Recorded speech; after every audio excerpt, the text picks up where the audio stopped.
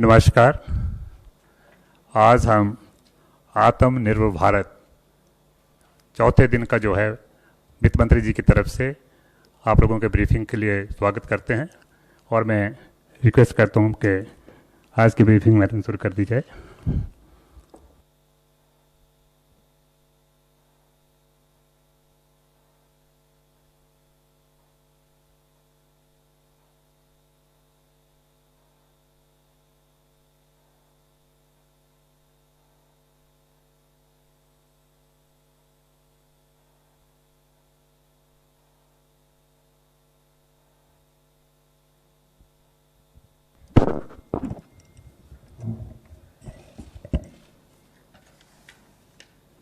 Namaskar.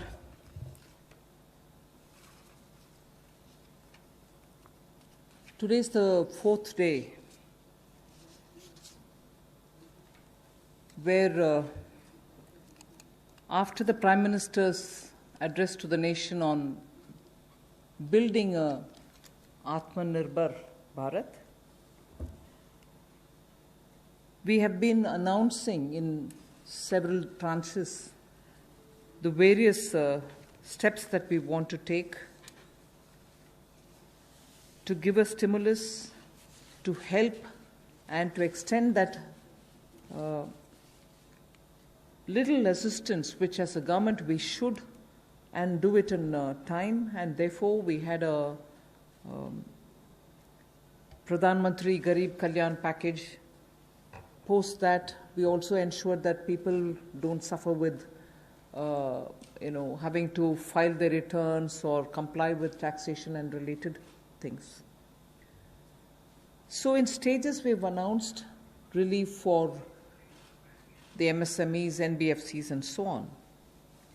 But importantly, Prime Minister had also said in building a self-reliant Bharat, we should prepare ourselves also for tough competition so that we become strong, we are able to be, first of all, self-reliant, and at the same time, be sure we are strong enough to face the challenges of the global value chains and also be ready to integrate. I repeat, when we talk of self-reliant Bharat, when we talk of Atmanirbhar Bharat, we are not looking inwards. It's not isolationist policy. It is certainly making India strong, making India rely on its strength and be ready to face the global challenge. Many sectors need policy simplification, whereby we can make it simpler for people to understand what that sector can provide for them, how they can participate in that sectoral related activities, bring in transparency in processes, and so on. So once we decongest sectors, we can also provide the necessary boost. That sector too will become strong enough and competent enough to provide the necessary boost for growth and employment. And as you all know, the Prime Minister has a very strong track record in taking up reforms, deep systemic reforms. I'll just highlight those reforms which are worth recalling. And on those reforms, it was public knowledge, and all of you all covered extensively the efforts that had gone to take everybody on board so that those reforms become everyone's reform. DBT, the direct benefit transfer. Today it's become very useful for us to be able to directly give money in the hands of people. GST, which had been pending for a very long time, all states were taken on board, and GST brought in one nation, one market. IBC, companies waited for decades to have their insolvency-related matters settled. Limited success was felt through the various other programs, schemes which existed, SARFAESI or BIFR and so on. Then the several steps which were taken for ease of doing business so that India becomes an attractive destination for investment. You also had the public sector banks reforms not only just infusing some equity, but also making sure that they become professionally managed, although they are public sector banks, and performing well, but still they needed to have more professionalism. So that was also, and giving independence for them, because that's an area in which I would take extreme pride to say, between 14 until today, you wouldn't have had one phone call going to any one of the banks saying, give this loan to my cousin or my whoever. No cronyism has been developed through the banks. Direct taxation reforms, Revenue Secretary is here. Most unexpected time, the country saw that a drastic step had been taken, drastic but in a favorable sense. Power sector reforms. Udai was a scheme which was brought in with a great sense of wanting to clean up that sector. It has its challenges, but it was a daring reform. Coal sector, and also water and irrigation. There are many such I can list, but Prime Minister Modi has been absolutely consistent in making sure reforms are taken up. So structural reforms are the focus of today's announcements. Today's announcements are focusing on structural reforms. The sectors in which these measures will be impacting are those sectors with these reforms which are going to be the new horizon for growth. And therefore, we see great potential in more investments which can be drawn with the reforms that we are announcing today. More production can be clearly marked, and certainly it will lead to a lot more employment possibilities.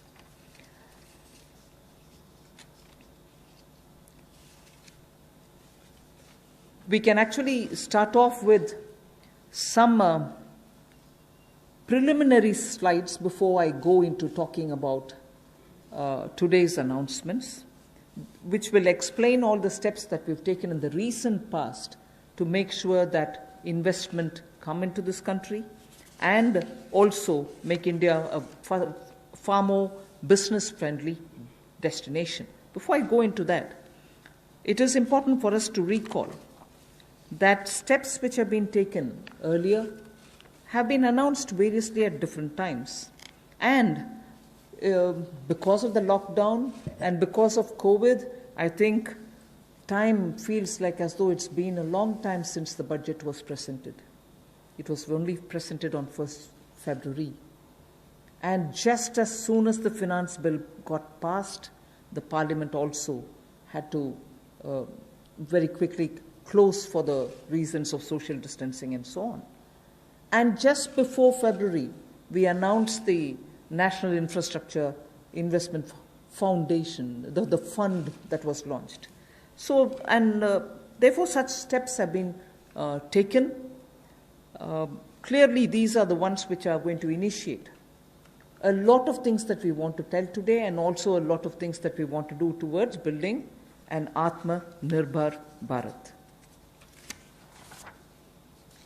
So if we can go to the first slide.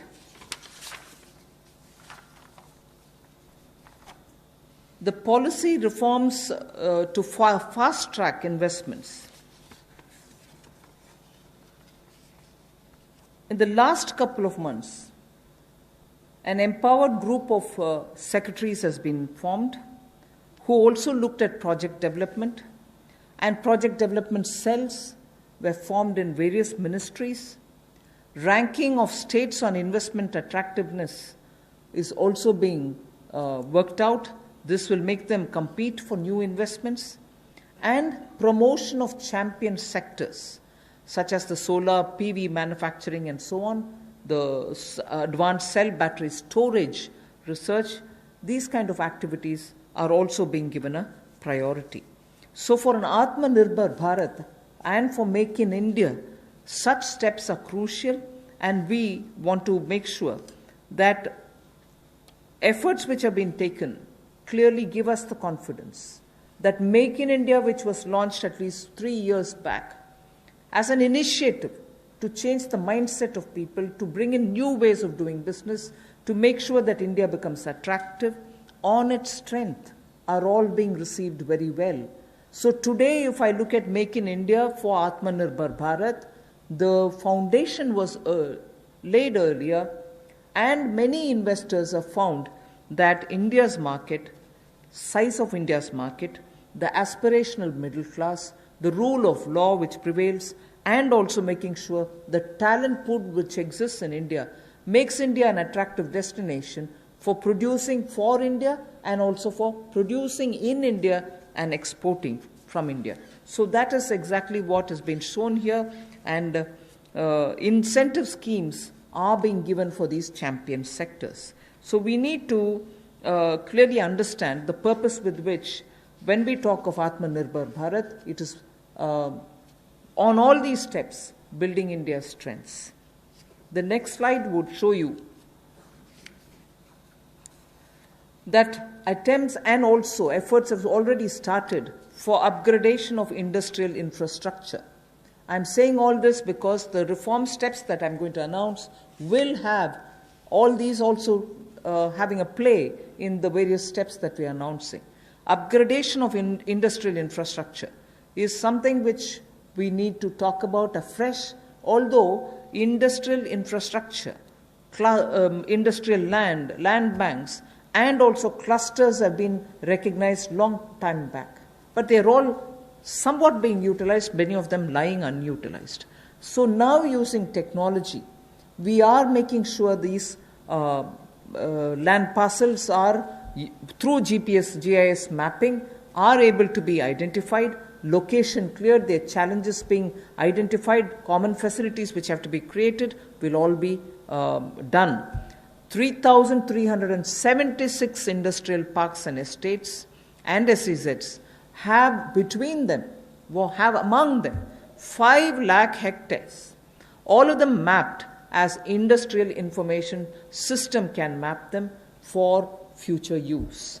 So this will be a part of the portal which we'll be running, so that it will be available for any future potential investor to say, I know land exists there, we can go set up a business there. In the meanwhile, the state government working with the center is going to provide all the common facilities. So all industrial parks also will get ranked by 2020-21, so that we know what is the level of readiness that they have and how ready they are for competition.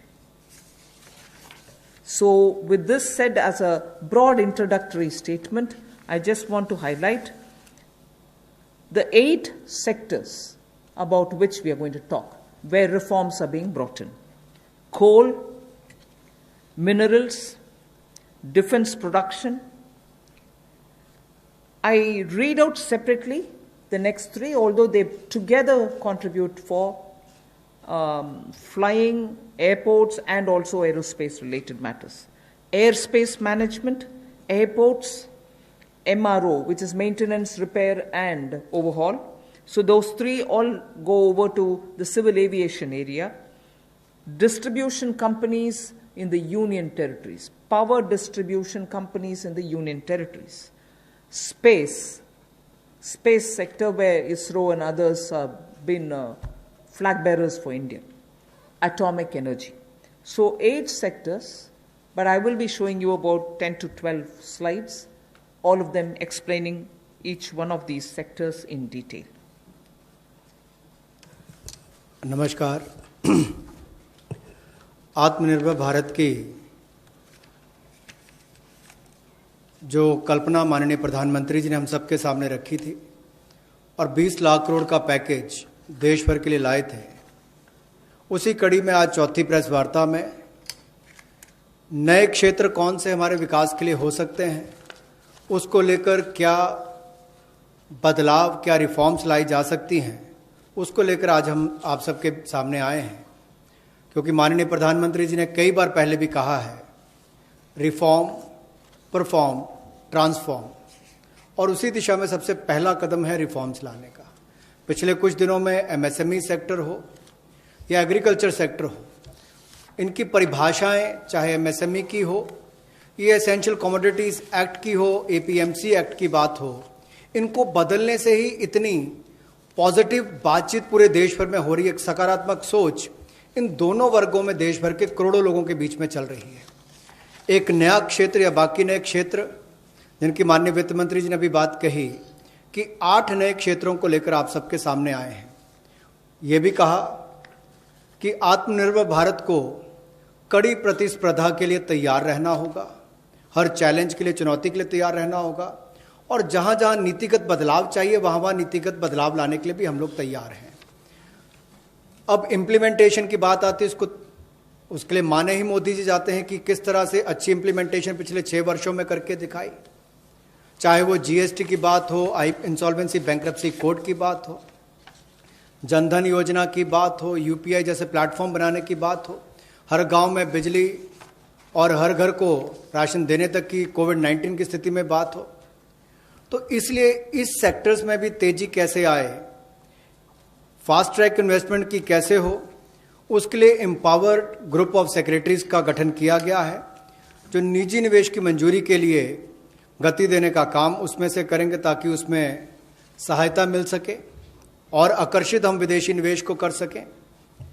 प्रत्येक मंत्रालय में project development cell बनेगा जो ये तय करेगा कि किस क्षेत्र में निवेश आ सकता है, कौन निवेशक हो सकता है, इनसे बातचीत करेगा और राज्यों से और केंद्र से बात भी करेगा ताकि निवेश करने वाले को कहीं पर दिक्कत ना आए। एक तरह से हैंड होल्डिंग करने का काम यहां पर होगा। राज्यों की रैंकिंग भी होगी, उनकी कितनी अट्रैक्टिव पॉलिसीज हैं कि इन्वेस्टमेंट के लिए, यानी कि निवेश के लिए कितनी आकर्षित करने वाली उनकी योजनाएं हैं, उसके ऊपर डिपेंड करेगा उनकी रैंकिंग को। और नए चैंपियन सेक्टर्स को बढ़ावा देने के लिए, चाहे वो सोलर पीवी हो, इसकी मैन्युफैक्चरिंग की बात हो, या एडवांस सेल बैटरी मैन्युफैक्चरिंग की बात हो, इसके लिए भी जो भी इंसेंटिव देने होंगे वो भी हम लेकर आएंगे ताकि इन क्षेत्रों में भी बढ़ावा, ऐसे और कई क्षेत्रों में भी बढ़ावा मिल सके जो नए चैंपियन सेक्टर्स हैं।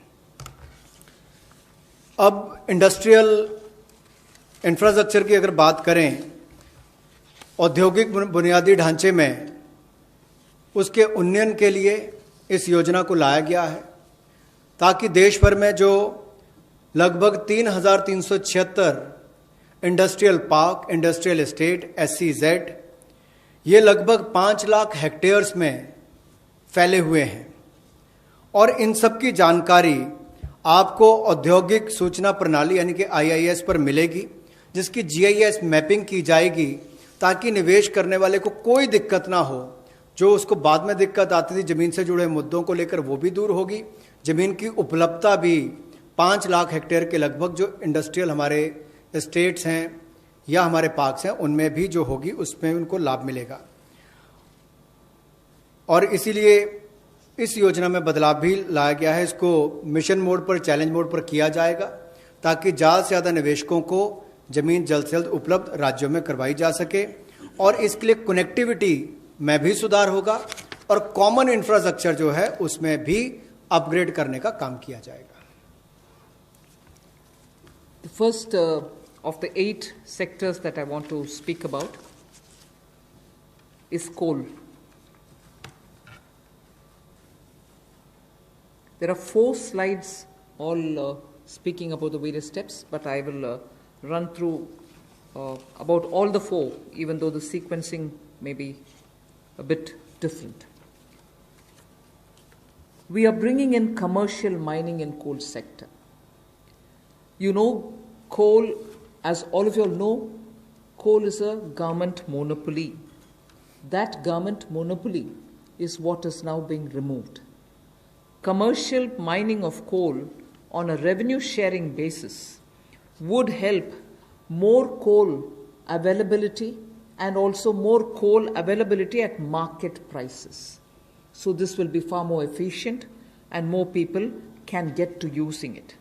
Liberalized entries will be allowed for people to participate for a range of coal blocks, and for those who produce well before the deadline, incentives also will be given. But let's first understand, if India, which is the 3rd richest or which has the 3rd largest and 3rd large valued coal availability in its mines, in untapped mines, meaning it has the 3rd valuable deposit of coal, and we still import coal, and we still sometimes feel that the energy sector is suffering because raw material is not available, So, regulations are required. And this line, you would recall, I've said day before yesterday, I've also said yesterday, regulations are required when there is a shortage. But this country has got abundant coal, and we've been regulating it, suffocating it from producing ample quantity of coal which will be required by the industry. Economy can be benefiting from this kind of opening up. Of course, we are conscious that coal is not so environment friendly. So, in order to have coal converted into gas, we are providing incentive so that coal is also used, but the environment commitments of India are honored and we benefit from gasification of coal. And also, the coal bed methane also will be auctioned so that these coal beds which are with Coal India but untapped also can benefit the country. So the coal bed methane extraction also will happen through auctioning. 50,000 crores will be spent by Government of India for creating evacuation infrastructure. Because after the coal is mined, brought to the pit head, you don't have enough right kind of infrastructure to have this coal, mined coal, evacuated from there. So 50,000 crores is being given to ensure that evacuation infrastructure is provided. So this is, in short, what is being done to bring in reforms in the coal sector.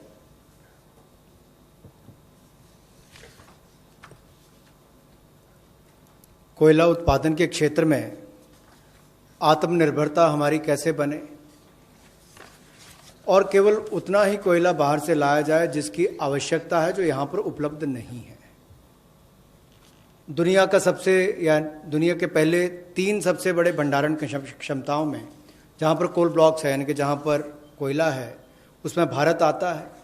उसके बावजूद हम शायद अपनी क्षमता का दोहन नहीं कर पाए जो हमारे पास उपलब्ध थी, और इसीलिए कुछ बदलाव इसमें किए जाएंगे ताकि इसमें जो प्रति टन पहले जितने रुपए मिलते थे उसकी बजाय अब राजस्व साझा करने की बात आएगी, उस पर जाया जाएगा। और जैसे पहले जो स्टील प्लांट चलाते थे, बिजली का उत्पादन करते थे, केवल उनको मिलता था, इसके लिए ओपन ऑक्शन भी होगी ताकि ओपन मार्केट में सेल कर सकें, ज़्यादा लोग इसमें आए, ज़्यादा इसका खनन हो सके, और इससे देश की अर्थव्यवस्था को और देश के उद्योग को भी बल मिलेगा। लगभग 50 ऐसे नए ब्लॉक्स खनन के लिए नीलामी पर आने वाले समय में उपलब्ध करवाए जाएंगे और इसमें अपफ्रंट पेमेंट की सीलिंग होगी। कोई पात्रता के बड़ी कंडीशन इसमें नहीं है इस तरह की, केवल उनको अपफ्रंट पेमेंट करनी है। और यही नहीं, इसके अलावा जो पार्शली एक्सप्लोर्ड थे हमारे खदान, उनको भी देने का काम किया जाएगा ताकि उनका भी खनन और किया जा सके और उसका लाभ भी मिले। कहीं ना कहीं आंशिक रूप से ये जो अन्वेषण हुआ था, अब इसको निजी क्षेत्र को देकर जल्दी उसमें और लाभ मिल सकता है और प्लेयर्स आएंगे तो खनन ज़्यादा हो पाएगा। और जो अपना समय से पहले खनन की प्रक्रिया को पूरा करता है तो उसको भी इंसेंटिवाइज करने का काम कुछ ऐसे प्रोग्राम्स के माध्यम से किया जाएगा। गैसिफिकेशन के लिए नई अलॉटमेंट्स की जाएंगी ताकि अलग अलग इसमें डाइवर्सिफाइड अपॉर्चुनिटीज मिल सकें उनको। रेवेन्यू शेयर में उनको रिबेट मिलेगा जो सक्सेसफुल कोल बिडर्स होंगे। और यही नहीं, इसके इंफ्रास्ट्रक्चर के डेवलपमेंट के लिए, आधारभूत ढांचे के डेवलपमेंट के लिए लगभग 50,000 करोड़ रुपया खर्च होगा।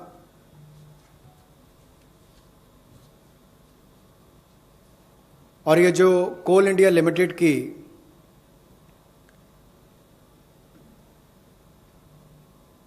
एनहांस्ड एवैक्यूएशन की हम बात करते हैं, एनहांस CIL जो कोल इंडिया लिमिटेड की जो खदानें हैं उसके लिए भी कोल प्रोडक्शन प्राइवेट ब्लॉक्स को दी जाए, उसके लिए भी इसमें अवसर उपलब्ध होंगे।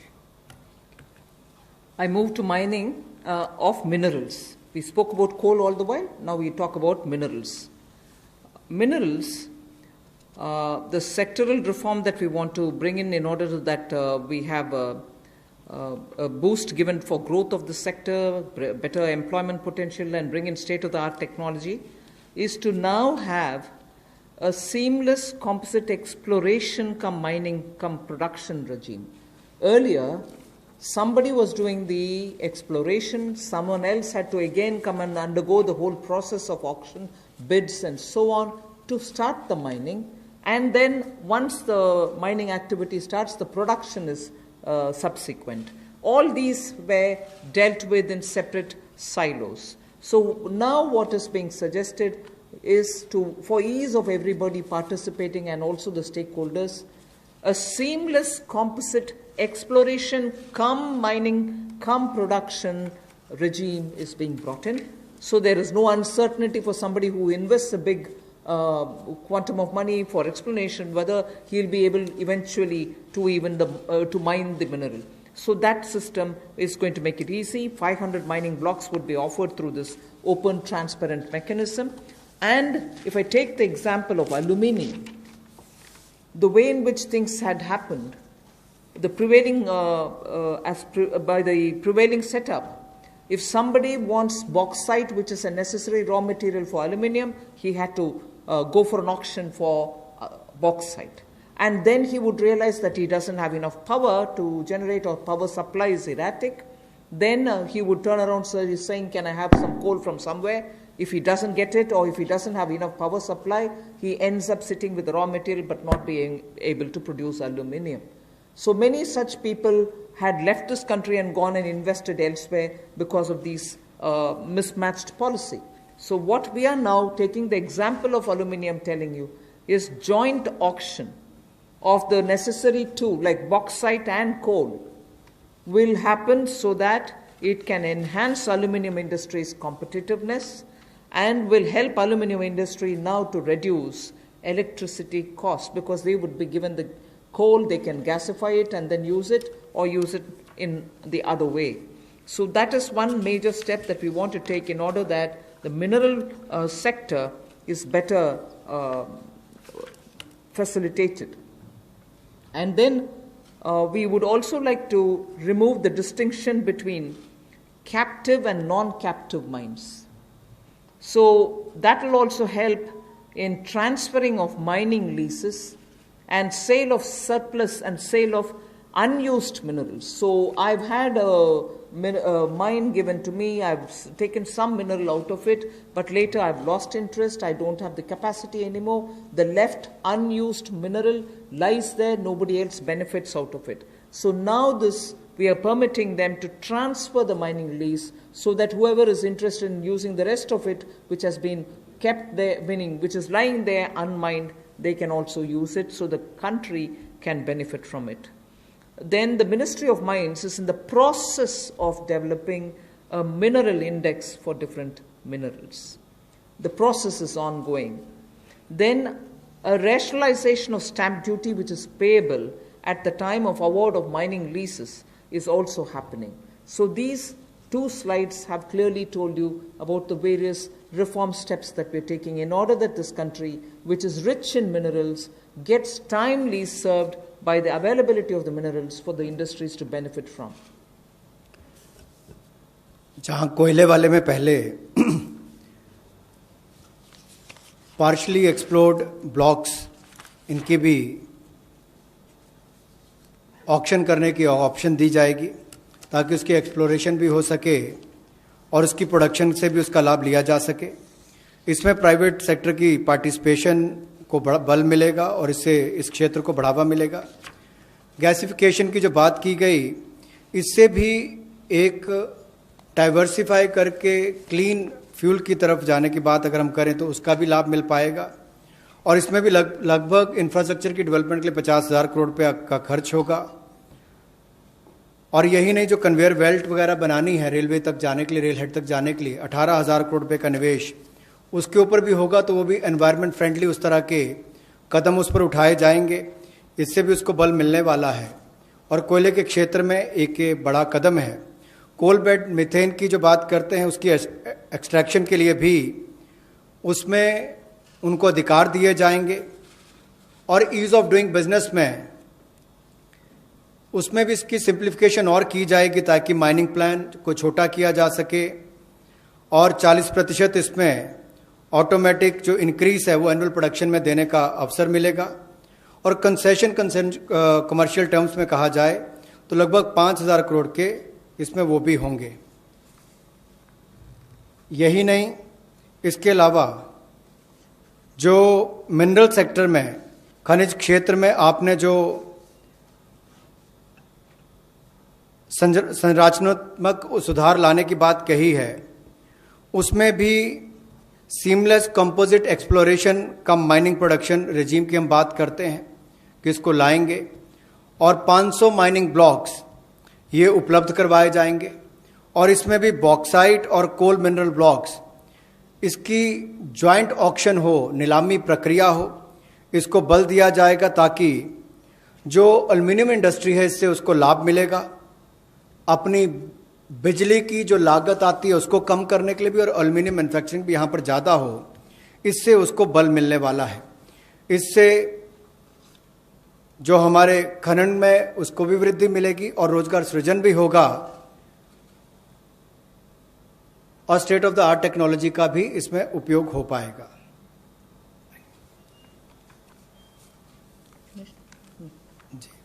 मिनरल इंडेक्स बनाने की एक बात हमने यहाँ पर की है, जिसको डेवलप किया जाएगा।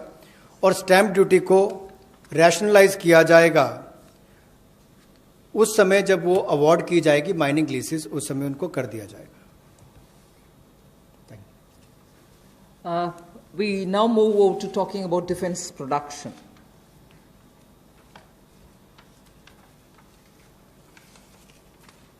Make in India and self-reliance have now, as I said, become a partner in the sense of for self-reliance, Make in India is absolutely necessary.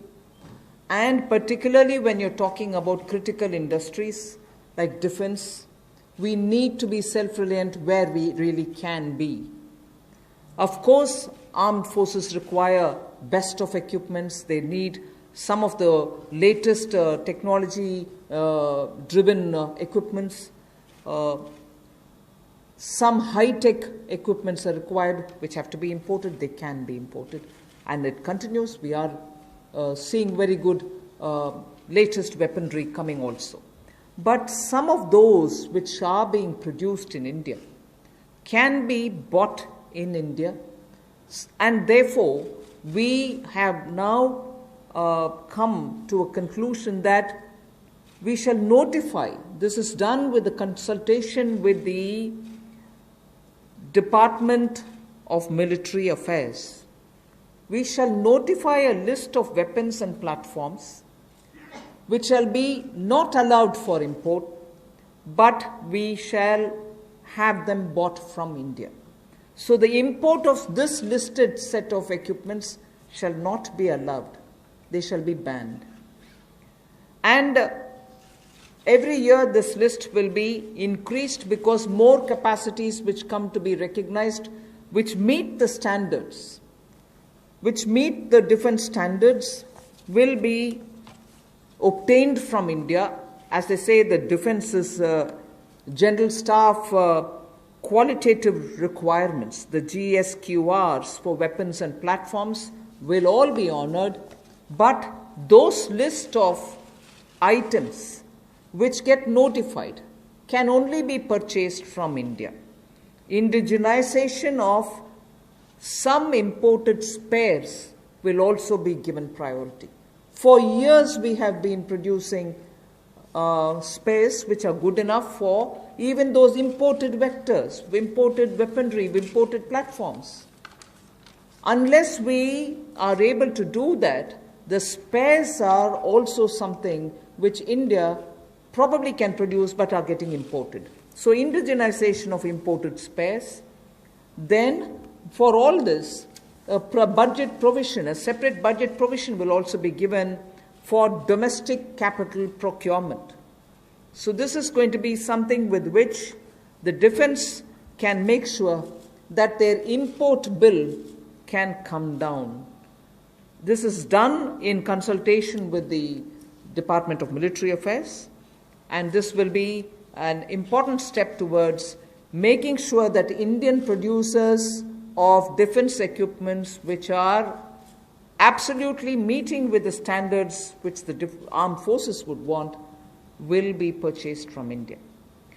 The next step in defense production related reform is to improve the autonomy, accountability, and efficiency in ordnance supplies which are being made by the ordnance factories. And for this, we intend to corporatize ordnance factory boards. I like to emphasize here, corporatization is not privatization. It doesn't mean that the ordnance factory boards are going to be privatized. No, they're not being privatized. But corporatized they will be. We want them to be better managed. We also eventually hope that they will get listed in the stock market. Ordinary Indian citizens can also buy shares in them. And through that, we expect that the ordnance factory boards and their processes, decision-making, output, performance, all of them will be transparent for the Indian citizens. So ordnance factory boards will be corporatized, not privatized. I want to underline that, and I want media friends to please differentiate between corporatization and privatization. The next set of things about defense production is that FDI limits are being raised from 49% to 74%. Of course, it will have the security clearances and everything else, as always. And then we'll also have a mechanism established so that time-bound defense procurement processes happen. There will be a project management unit set up. Support will be given for contract management purposes. Then we are, as I said earlier, a realistic setting for the General Staff qualitative requirements, the GSQRs as they are known, of weapons and platforms will be made, because sometimes unrealistic quality requirements are established and quite a lot of time is spent in searching for suppliers who will meet all those requirements. You end up with just one supplier, and just buying it from one supplier is not permitted, and then you do the entire circle all over again. So realistic setting of qualitative requirements is something on which we'll place emphasis, and above all, overhauling of the trial and testing processes. Yes, we understand India is a country which has different climatic and geospatial requirements, tropical, coastal, Himalayan, high altitude, and everything else. But we still need to be far more efficient in trial and testing of procedures.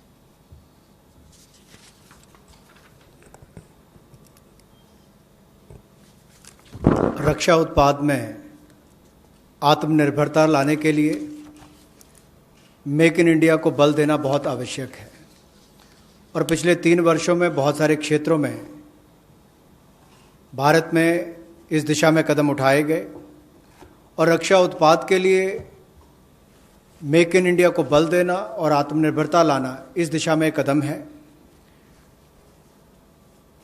Weapons की list को notify किया जाएगा, platforms की list को notify किया जाएगा, और उन पर बैन लगाया जाएगा इंपोर्ट के लिए। हर साल इसके लिए अलग अलग टाइमलाइंस आती जाएंगी, ताकि वर्ष प्रति वर्ष भारत में हथियारों का उत्पादन यहीं पर हो और हम विदेशों पर कम निर्भर रहें। उस दिशा में एक कदम है। जो पुर्जे भी हमें इंपोर्ट करने पड़ते हैं, उसमें भी कमी लाने के लिए उनकी मैन्युफैक्चरिंग यहीं पर हो, भारतीय कंपनियों में उनका निर्माण हो, यहीं पे भारत में हो। और यही नहीं, इसके लिए सेपरेट बजट का प्रावधान भी किया जाएगा, जो डोमेस्टिक कैपिटल प्रोक्योरमेंट है उसके लिए।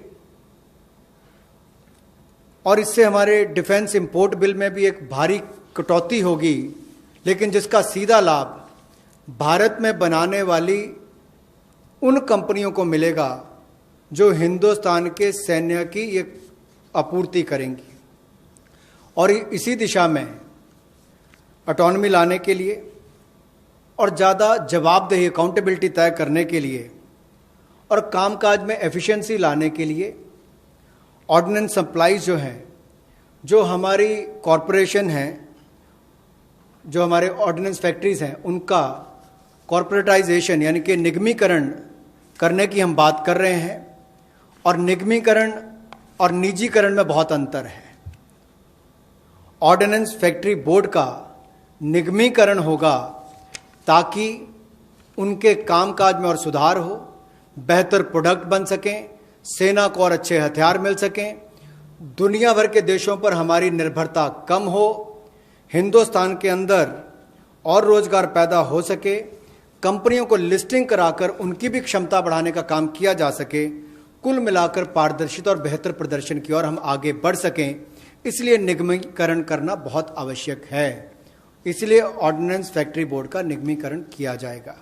और दूसरा रिफॉर्म्स, जहां एफडीआई लिमिट है डिफेंस मैन्युफैक्चरिंग के क्षेत्र में, वो स्वचालित प्रत्यक्ष विदेशी निवेश के लिए 49% से बढ़ाकर 74% कर दी जाएगी।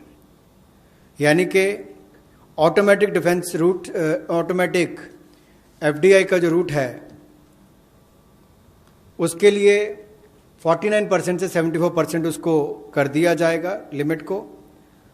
और time bound defence procurement process हमारा हो, इसके लिए त्वरित फैसले लेने का भी काम किया जाएगा। अनुबंध प्रबंधन के लिए प्रोजेक्ट मैनेजमेंट यूनिट का गठन किया जाएगा। और जो GSQRs हैं वेपन्स और प्लेटफॉर्म्स की, उसको भी व्यवहारिक बनाने का काम किया जाएगा। और जो हमारे प्रशिक्षण की प्रक्रियाएं हैं जिसमें बहुत लंबा समय, कई बार वर्षों तक लग जाते हैं, उसका जीर्णोद्धार भी किया जाएगा ताकि उसमें कम समय लगे और जल्दी प्रोक्योरमेंट करने का, ताकि टेस्टिंग समय पर हो जाए, ट्रायल्स हो जाए और हम समय पर उनका ऑर्डर कर सकें। The next three relate to civil aviation. I'll be fairly speedy about them. One relates to airspace management. The next relates to PPP and airports which are being given for management and maintenance. Then MRO hub. The three are put together relating to civil aviation. The first is the airspace management. Just to give you a background, only about 60% of the Indian airspace is freely available. And that's because airspace is fairly restricted for its use for civil purposes and defense purposes. This means that all these years, all these decades, we have been flying to some most destinations, not through the shortest route, but slightly longer routes, which means you're having more time in the air. This actually has to be rationalized. Optimum utilization of airspace is best because, after all, the fuel spent is also something which we import. Huge bill goes for that. Finally, the customer ends up paying more price for the flying. And for pilots, it's an extra hour of flying or half an hour of flying. Above all, if we are able to optimally utilize the airspace and reach quickly, every one of our time is saved, and therefore now rationalization is going to happen. We will be able to get to our destination at the shortest possible time, thus saving travel time, thus saving fuel, thus saving also the pilot's flying time. This is an environment-friendly step, but having very big implication on India's fuel importable and also for civil aviation, which in India has biggest potential in growth. Civil aviation is up for a big leap. So the airspace availability through which the flying time is influenced is going to be better. That is one. The second that I'd like to tell you about is 6 more airports are for auction, and the Airports Authority of India shall do it on public-private basis, PPP basis. Additional investments also are likely to happen by private players in about 12 airports, which they are already holding, for better world-class facilities to be brought in. So, majorly, airports in India will become far more with better facility and customer experience. This has financial implications to the extent not so much for the budget, but the AAI, the Airports Authority of India, will get a down payment of 2,300 crores, and also the first and second rounds of investments are expected to get 13,000 crores. So this is one step which will at a time increase better facilities and also make our airports a lot more worthy experience for the passengers. The third in this, because it's all pertain to civil aviation, is making India an MRO hub. This was mentioned also in the budget. Maintenance, repair and overhaul of aircrafts is a big business. Most of the Indian aircrafts themselves go abroad to do their repair works, spend on parts there, and also come back for after the overhaul to India. But maintenance and repair and overall, India has all the capacities, manpower skills required, soft skills required, and also India can then be the center for many of the flights which go towards Southeast Asia, long distance to Australia, similarly westwards also. If we make sure that MRO's ecosystem is created in India, for which the tax regime has already been altered so that it favors setting up MRO in India, this is a major step that we want to make sure that India benefits from. And in this, not just civil aircrafts, but also defense aircrafts can also be benefiting from the MRO, which if we make India as a huge hub. Maintenance cost for all airlines will come down, and that again will have a ripple effect on the passengers. The travelers can probably pay less after that. So these are 3 put together reforms for the civil aviation sector. Civil aviation sector को लेकर जो 3 बड़े कदम हैं, हम सबको पता है समय की बहुत कीमत है और हर व्यक्ति के समय को बचाने का प्रयास किया जाए। इसके लिए हवाई क्षेत्र में, यानी कि जो हवाई जहाज से उड़ते हैं उनके लिए अगर कुल मिलाकर देखा जाए तो मात्र 60% भारतीय हवाई क्षेत्र जो है वो नागरिक विमानों के लिए उपलब्ध है। इसलिए भारतीय नागरिक विमानों को लंबे रास्ते लेने पड़ते हैं, जिसमें लोगों का समय भी जाता है, फ्यूल भी ज़्यादा कंज्यूम होता है। अब भारतीय हवाई क्षेत्र की इस पाबंदी को और सरल और जो हम सुगम बनाएंगे, जिससे नागरिक विमानों के लिए कम समय लगेगा और वो ज़्यादा दक्ष बन सकेंगे। मिलिट्री अफेयर विभाग के साथ समन्वय करके इसको 2 महीने के अंतर्गत सुलझा लिया जाएगा और अवसर उपलब्ध करवाए जाएंगे। इससे विमानन क्षेत्र को 1,000 करोड़ रुपए का फायदा होगा, जिससे सीधे तौर पर अगर आप देखें तो एयर टर्बाइन फ्यूल वो बचेगा, तो हमारा इंपोर्ट बिल भी कम होगा, लोगों का समय बचेगा, एनवायरनमेंट बचेगा, पर्यावरण को बचेंगे और समय कम लगेगा। ये एनवायरनमेंट फ्रेंडली इनिशिएटिव भी हमारा है और एयर स्पेस की मैक्सिमम यूटिलाइजेशन भी हो सकेगी। दूसरा, हवाई अड्डों पर अच्छी सुविधाएं और कैसे मिले, इसके लिए वर्ल्ड क्लास एयरपोर्ट्स पीपीपी के माध्यम से, प्राइवेट पार्टनरशिप के माध्यम से कैसे हो। एयरपोर्ट अथॉरिटी ऑफ इंडिया ने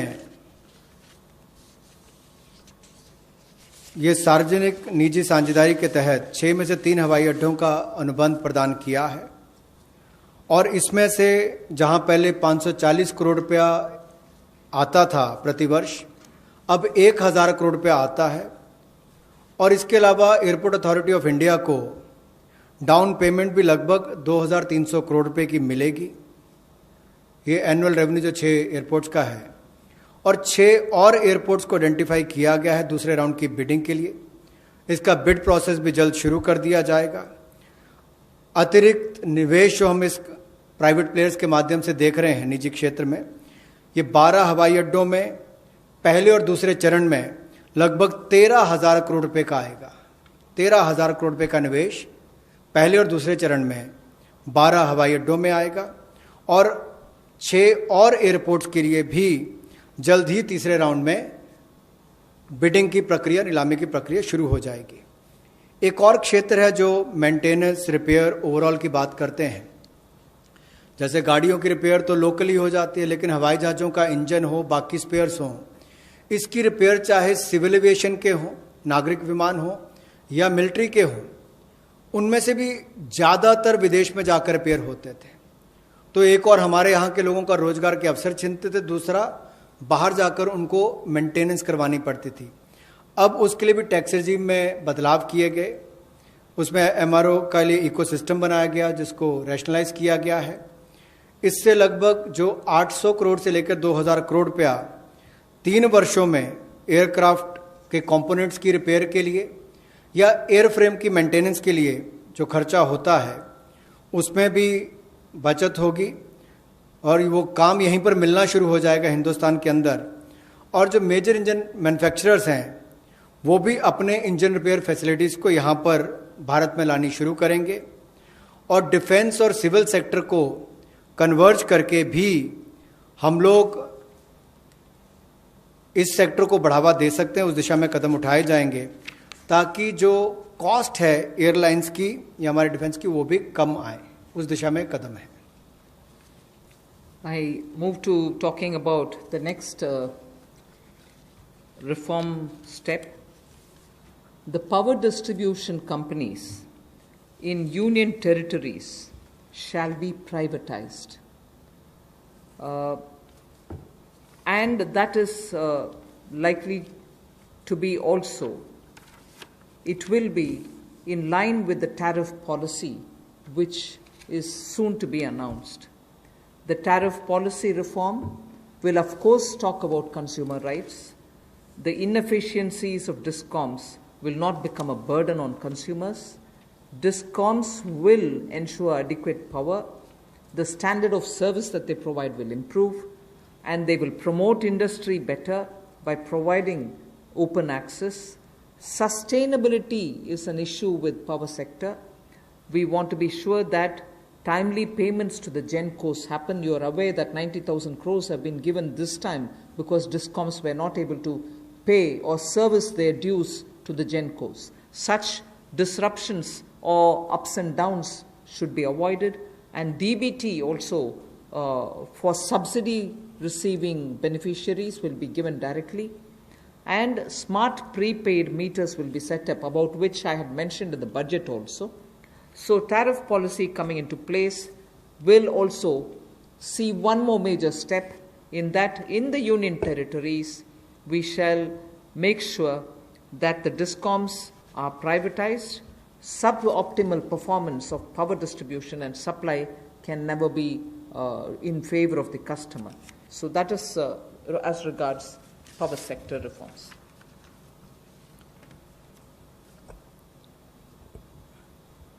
विद्युत के क्षेत्र में कुछ बदलाव किए जाएंगे, जहां पर सबसे पहले तो उपभोक्ताओं को उनके अधिकार, पर्याप्त बिजली मिलेगी और अप्रभावी बिजली कंपनियों का जो नुकसान है वो हमारे उपभोक्ताओं को नहीं झेलना पड़ेगा। डिस्कॉम्स को पर्याप्त बिजली उपभोक्ता को उपलब्ध करवानी पड़ेगी, लोड शेडिंग करने वाले को पेनलाइज किया जाएगा। दूसरा, इंडस्ट्री को बल मिलेगा, उद्योग को बढ़ावा मिलेगा, इससे क्रॉस सब्सिडी में कमी आएगी, विद्युत उत्पादन को बढ़ावा मिलेगा और जो विद्युत उत्पादन करने वाली कंपनियां हैं उनमें भी प्रतिस्पर्धा बढ़ेगी और इनको चयनित भी उसी आधार पर किया जाएगा ताकि ये अच्छी सुविधाएं और सर्विसेज दे सकें। बिजली क्षेत्र में स्थिरता आएगी, इसमें कोई रेगुलेटरी एसेट्स नहीं होंगे और टाइमली पेमेंट जो है, समय पर जो पेमेंट है, जो पावर यानी कि बिजली का उत्पादन करने वाली कंपनियां उनको होंगी। डीबीटी का लाभ हमने बहुत सारी योजनाओं में देखा है कि किस तरह से माननीय मोदी जी की सरकार ने बहुत सारी योजनाओं को अब डायरेक्ट बेनिफिशियरी ट्रांसफर के रूप से सीधा उपभोक्ता के खाते में पहुंचाने का काम किया, जिसमें उपभोक्ताओं को बहुत लाभ मिला। तो यहां पर भी सब्सिडी डीबीटी के माध्यम से और स्मार्ट प्रीपेड मीटर्स लगाने का काम किया जाएगा, ताकि किसी के साथ कोई धोखाधड़ी ना हो सके और उसका भी लाभ मिलेगा। इसके साथ साथ जो वितरण है बिजली का, वो यूनियन टेरिटरीज में उसको प्राइवेटाइजेशन करने के लिए, निजीकरण करने के लिए कदम उठाए जा रहे हैं। इस पे जो सब ऑप्टिमल परफॉर्मेंस इनकी पावर डिस्ट्रीब्यूशन कंपनीज की आ रही है और जो सप्लाई में भी कमी रहती है उसमें भी सुधार होगा। और इसमें जो पावर डिपार्टमेंट और यूटिलिटीज़ हैं, यूटीज़ में, इनका निजीकरण किया जाएगा। इससे बेहतर सर्विसेज को बल मिलेगा, जैसा मैंने अभी आपको कहा। और यही नहीं, हमारी पावर डिस्ट्रीब्यूशन में भी एफिशिएंसी और आएगी और एक मॉडल के रूप में हम इसको देश भर के लिए खड़ा करके देंगे। सबसे पहले इनको यूनियन टेरिटरीज में खड़ा किया जाएगा और मुझे पूर्ण विश्वास है बाकी राज्य इन मॉडल्स को देखकर अपने अपने राज्यों में सुधार करने के लिए भी भविष्य में आकर्षित होंगे। The next is on social infra projects. For creation of social infrastructure projects, which are like hospitals, because India needs a ramp up on social infrastructure, government has made a provision for 8,100 crores, that will be the total outlay, which will be going in the form of viability gap funding. So, in general, for most projects which are supported by government or states or the statutory bodies, 20% is what is given as viability gap funding. But in this case of social infrastructure, government has decided to give 30% viability gap funding. So the quantum is increased from 20 to 30%. Through this, we expect that the urgent requirement for social infrastructure all over the country is not just going to be developed by government, but also private enterprises will come in because of this viability gap funding which we want to provide, and that is an increased viability gap funding. सामाजिक बुनियादी ढांचे में निजी क्षेत्र के investment को बल देने के लिए कुछ बदलाव उसमें किए गए वायबिलिटी गैप फंडिंग में। और आपने देखा होगा कोविड-19 के समय भी कि स्कूल, अस्पताल, ऐसे हमारे जो क्षेत्र हैं जिनका बुनियादी ढांचे में और सुधार चाहिए, उसके लिए बल मिले। इसके लिए थोड़ा बदलाव किया गया है कि 30% केंद्र और 30% जो है हमारा राज्य सरकारें उसमें वायबिलिटी गैप फंडिंग के रूप में देंगी। इससे इस क्षेत्र को बल मिलेगा, लेकिन बाकी सेक्टर्स में 20% ही रहेगा। और इसमें कुल मिलाकर सामाजिक बुनियादी ढांचे के इस सेक्टर के वायबिलिटी गैप फंडिंग के लिए लगभग 8100 करोड़ रुपए का आउटले किया गया है और इन प्रोजेक्ट को राज्य और केंद्र की सरकारें प्रपोज करेंगी। The last two reform steps that I want to announce relate to space and space. The next one relates to atomic energy. First, in space, you know that India has had the benefit of an extraordinary institution such as the ISRO. ISRO has brought the nation a lot of laurels. However, today, private sector is also doing a lot of work in the space arena. A lot of individuals and startups have spent a lot of time developing space-related technologies. Unfortunately, because of the Indian regulations, they are even unable to use ISRO's available facilities for even testing their products. So what we want to do now, in order to provide level playing field for private companies, satellite launches and space-based services, we will make a provision for them to benefit from the assets which are available with the ISRO and for India to benefit from it. We'll also provide predictable policy and regulatory environment for private players. We want them to be co-travelers with us, and therefore private sector is being encouraged. And also for future projects for planetary explorations and outer space travel, it will also be open for private sector. So in short, private sector is being given a good access to this space area where both government and private sector can work for a better Atmanirbhar Bharat. Another important aspect is there's a lot of geospatial data in India for Indians, particularly like startups which are looking at doing a lot of irrigation work, drought-prone area development work, groundwater work. They don't most often get the data within India. They go getting it from abroad, data about India, paying through their nose for some good work that they do for India itself. So a liberal geospatial data policy is something which we like to work, and we want to provide remote sensing data to tech entrepreneurs, but of course with a lot of sense of caution, because this is a very sensitive area. We want to also give the benefit and the advantage to the Indian startups who are also doing pioneering work. अंतरिक्ष के क्षेत्र में भारत ने बहुत अच्छा काम पिछले कुछ वर्षों में किया है।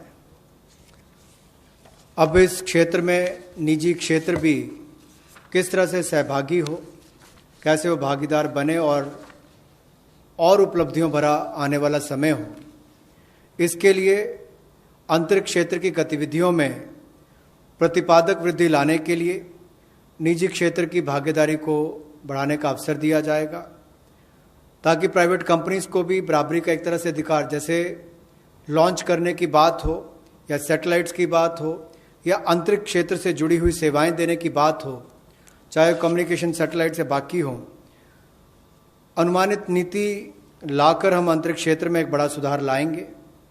और यही नहीं, निजी क्षेत्र की कंपनियों को इसरो की सुविधाएं या जो एसेट्स हैं उनको इस्तेमाल का प्रावधान करेंगे, ताकि वे अपनी क्षमता बढ़ा सकें और उपलब्धियों भरा हमारा आने वाला समय अंतरिक्ष के क्षेत्र से जुड़ी हुई, चाहे वो सेवाएं हो या खोज हो, उससे जुड़ने के लिए हो। भविष्य में चाहे वो ग्रहों की खोज की बात हो या बाहरी अंतरिक्ष यात्रा जैसे प्रोजेक्ट्स हो, इनमें भी निजी क्षेत्र आगे बढ़कर आए, ऐसा हमारा प्रयास रहेगा। उदार जियोपॉलिटिकल डाटा पॉलिसी हम लेकर आएंगे रिमोट सेंसिंग डेटा के लिए, ताकि टेक्नोलॉजी एंटरप्रेन्योर्स, विशेष तौर पर स्टार्टअप्स जो इस पर काम करते हैं, उनको विदेशी कंपनियों पर निर्भर ना रहना पड़े, वो इस दिशा में बड़े कदम उठा सकें। इस दिशा में कदम उठाए जाएंगे और पॉलिसीज पर लाई जाएंगी। The last step for today under the set of reforms that we are announcing is related to atomic energy related reforms. There shall be a research reactor in PPP model which will be established only for the production of medical isotopes. Now, medical isotopes are increasingly used in cancer treatment. In fact, India has earned a lot of goodwill from very many countries which had India supply them these isotopes. So, absolutely for promoting welfare of humanity through affordable treatment for cancer and other diseases, we shall be establishing a research reactor in PPP mode, and that will produce medical isotopes. The next is establishing facilities in, again, PPP mode. Atomic energy is completely with the government, but here are the ways in which we are bringing in the PPP mode, establishing facilities in PPP mode to use irradiation technology, the radiation technology, for food preservation. Radiation technology, as you know, at one point in time the government also was discussing it, and a lot of you all were asking us questions. in crops which are like perishable crops like onions, most often when there is a good crop, because of its short shelf life, they are normally sold at a absolutely low price, or they are left to rot. Whereas when you use radiation technology, we are able to provide it the necessary qualities with which it can be stored for a longer time. Shelf life of perishable goods like onions can be improved and longevity given. This is something on which technology development cum incubation centers being established now will also set up a kind of synergy between research facilities and tech entrepreneurs who can develop such technologies which will be used for very many daily use matters such as vegetables and fruits preservation and so on. So this pertains to reforms in atomic energy, and that's my last slide. Atomic energy से related जो हमारी reforms हैं उस पर जो cancer के क्षेत्र में भी भारत ने दुनिया भर में दवाइयां देने का काम हो या कोविड-19 के समय भी दुनिया भर के देशों को यहाँ से फार्मा सेक्टर ने जो दवाइयां भेजी, उसमें और आगे हम क्या कर सकते हैं। मेडिकल आइसोटोप्स का उत्पादन करने के लिए पीपीपी मोड में रिसर्च रिएक्टर्स का स्थापना करेंगे और इससे मानवता की सेवा को और बल मिलेगा। और भारत ने जो कोविड-19 के समय हो या कैंसर की ट्रीटमेंट के लिए भी इससे पहले लगातार दुनिया भर के देशों को यहाँ से मेडिसिन देने का काम किया हो, उस दिशा में भी हम कदम आगे बढ़ा सकें। पीपीपी मोड में जहाँ फैसिलिटीज़ देने की बात है, वहीं पर पिछले कल हमने कहा था टॉप से टोटल, टोमेटो, ऑनियंस, पोटैटो से टोटल यानी कि सभी सब्जियों के लिए 500 करोड़ रुपए का जो हम प्रावधान 6 महीने के लिए लेकर आए थे कि पेरिशेबल गुड्स सड़गल ना जाएं, उनको भंडारण की क्षमता हो, तो उस दिशा में भी और काम हो सके और फैसिलिटीज़ बना सकें। तो उसी लिए ये पीपीपी मोड में एकीकृत खाद्य संरक्षण केंद्र हम लोग विकिरण टेक्नोलॉजी यानी कि इरेडिएशन टेक्नोलॉजी के माध्यम से बनाएंगे ताकि हमारे कृषि क्षेत्र को भी इससे बल मिल सके और भंडारण की क्षमताओं को भी इसका लाभ मिल सके। इसके अलावा जो दुनिया भर में भारत के युवाओं ने स्टार्टअप्स के माध्यम से भारत का नाम रोशन किया है, दुनिया के अग्रणी देशों में भारत को लाकर खड़ा किया, ये भारत के युवाओं की एक बहुत बड़ी उपलब्धि है। उसी दिशा में ये स्टार्टअप के रोबस्ट इकोसिस्टम को हम न्यूक्लियर सेक्टर के साथ जोड़ने जा रहे हैं ताकि टेक्नोलॉजी डेवलपमेंट कम इंक्यूबेशन सेंटर्स को सेटअप किया जा सके, इनकी सिनर्जी हो हमारे रिसर्च फैसिलिटीज़ और टेक्नोलॉजी एंटरप्रेन्योर्स के बीच में। एक बहुत बड़ा कदम है इस दिशा में कि एक नया क्षेत्र हमारे देश के युवाओं को अपनी प्रतिभा दिखाने के लिए मिलेगा। स्टार्टअप्स के माध्यम से उन्होंने दुनिया भर में भारत का नाम रोशन किया है, उससे बल मिलेगा और निश्चित तौर पर इससे आगे बढ़ने के अवसर मिलेंगे। और वहीं पर टॉप से टोटल में हमें टेक्नोलॉजी का लाभ भी किसानों के लिए और भंडारण क्षमता के लिए मिलेगा। बहुत बहुत धन्यवाद। धन्यवाद। Friends, we can take some questions, otherwise 12.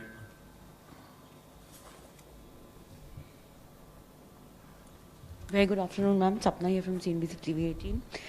Ma'am, 2-3 questions have come up on the sectors that which you have announced the reforms. So I'll start with the first one. 1 second, hang on. This is on. How soon will the government bring in amendments or reforms in the mining sector? Amendments, ma'am. Will it be via ordinance? When are they going to conduct? When is the conduct of the first commercial coal mining auction likely? And ma'am, similarly on the defense side, on defense FDI, access to modern technology is a condition for defense FDI above 49%. Now that FDI cap is being increased, will the condition of access to modern technology done away with for FDI up to 74%? These two questions, and ma'am, one broad question also that's doing the rounds. People are asking that, what about the demand side measures to contain the COVID pandemic, ma'am, the after effects? Thank you, ma'am. Well, I would only say on coal-related issues, when is the auction going to happen? When are you going to bring the, legislative amendments? Are you going to do it by ordinance? We intend doing it at the earliest. I do not want to get into details of when, how, and so on. But the intent has been very clearly expressed here. Action will soon follow. That's about coal. And defense production, defense FDI-related issues, the ministry concerned will come up with the detailed answers. Not just answers, but also the notification stating how that is going to work out. We've given broadly the items on which reform steps are being announced today. That's the second. And third, you said demand-related COVID by putting money in the hands of the people, by also creating environment through which investment and restoring the MSMEs to get back to doing business as soon as the lockdown either gives partly some kind of a protocol through which they can get back to business. We hope that people will get back to doing something and earn their living.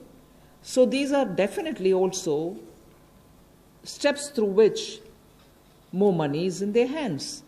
I know I'm talking again about refunds, which is their money, people's money. But that is also being pushed out so soon instead of spreading it over the next couple of months so that people can have money in their hands again. Those taxation amounts which they have to pay, we are saying, all right, don't pay now, you pay later. That's money in their hands. So I can go on a bit like this. I'm not really indicating or saying I've done everything possible. We are trying to help people so that they can have money in their hands now, and that is definitely going to help in boosting demand. 114. Madam नमस्कार, महावीर सिंह बोल रहा हूँ PTI भाषा से। आपने किसानों के लिए हाल में कई घोषणाएं की हैं, किसानों को उनकी उपज का अच्छा दाम मिले, उनको अपनी पसंद के बाज़ार में माल बेचने की सुविधा मिले।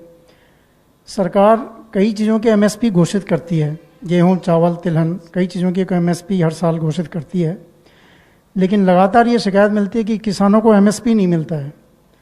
अभी जैसे सरसों की फसल आ रही है, सोयाबीन की फसल आने वाली है, तो एमएसपी उनको नहीं मिलता है। एक आपका जो एनसीडीएक्स और ये वायदा बाज़ार चलते हैं, फॉरवर्ड मार्केट होती है, उसमें सब में दाम एमएसपी से नीचे बोले जाते हैं, नीचे चलते हैं।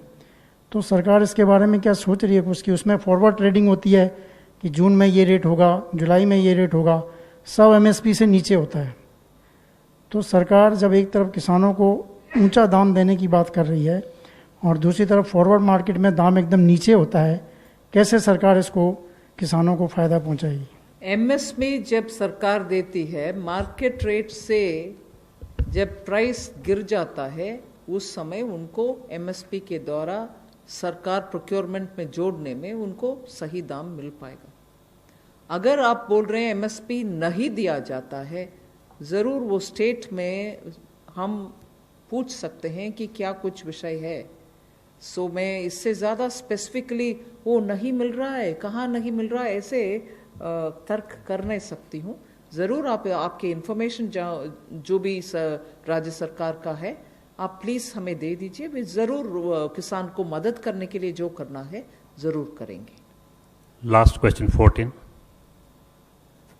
Ma'am, two things. Timsi this side from CNBC TV 18. Firstly, you referred today.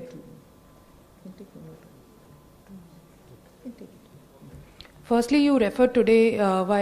laying out the reforms for the atomic energy and space. What else is there in store for startups in the reforms, in the various announcements that you've made so far?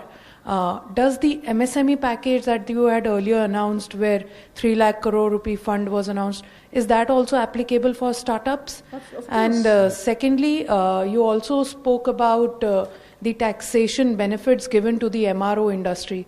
Is it the GST reduction that was done recently that you are referring to, or is there something new under the taxation reforms, or reduced taxation is what you are wanting to say for the MRO industry?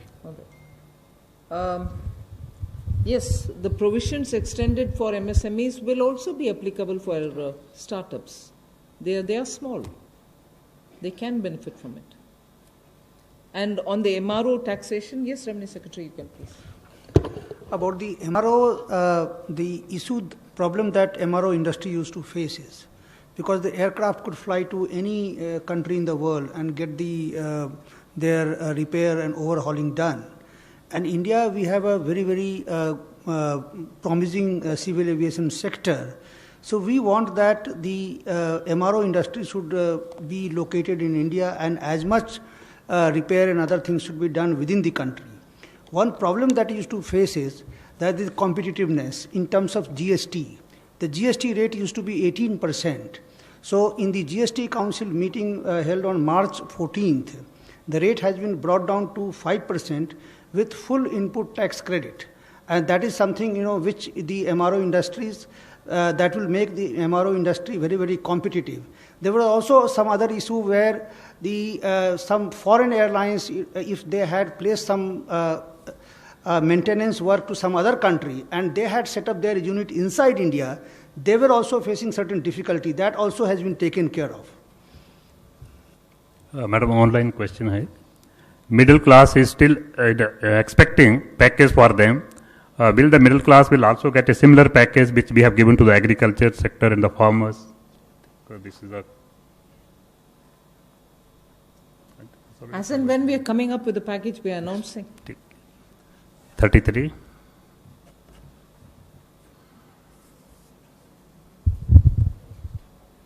Ma'am, Sushil from ANI, ma'am. Ma'am, in the light of announcements for airline industry, will there be any direct help be given to struggling Indian private carriers too, ma'am? Well, as and when we have something to announce, we are announcing. So, 29, last question. Ma'am Monika ji business ma'am मेरा सवाल है कि जो middle class salaried लोग हैं specially जो tourism sector hospitality और aviation में हैं उनकी सैलरीज भी नहीं आ रही हैं अभी साथ ही वो इंस्टॉलमेंट पे कर रहे हैं तो क्या मॉरेटोरियम ड्यूरेशन बढ़ाने को कोई प्रपोजल है क्योंकि वो उसका बेसब्री से इंतज़ार कर रहे हैं हालांकि आपने एनुअल रिटर्न फाइलिंग में एक्सटेंशन दी है पर साथ ही उनको कुछ टैक्स रिलीफ मेजर्स वगैरह भी वो आपसे एक्सपेक्ट करते हैं ठीक है thank you ma'am friends there is important announcement कल आत्मनिर्भर भारत का जो लास्ट सेशन है 5वें वाला 4 बजे की बजाय मॉर्निंग में 11 बजे होगा so please note we will also send the invitation accordingly tomorrow Sunday we are having the media briefing at 11 o'clock here only so kindly join thank you very much